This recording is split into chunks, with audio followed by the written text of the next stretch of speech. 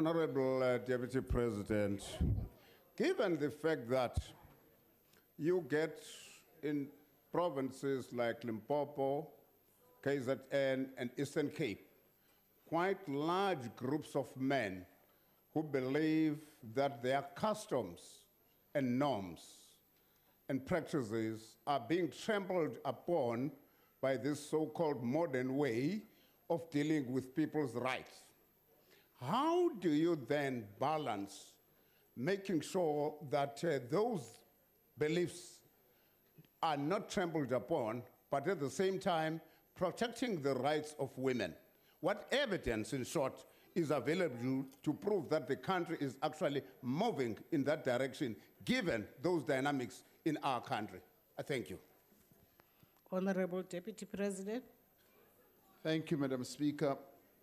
Yes, there is that challenge throughout our country, particularly in areas where our people still live in very traditional settings, where they believe that certain age-old practices need to continue. But what we did countenance as we were drafting the Constitution was that the Constitution of our country grants rights and equal rights, for that matter, to all citizens who live here.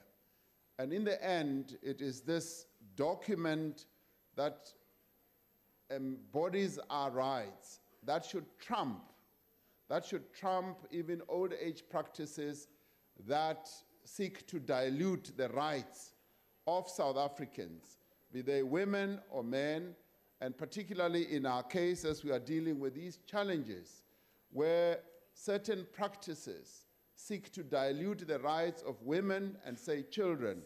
They need and should be trumped by our Constitution.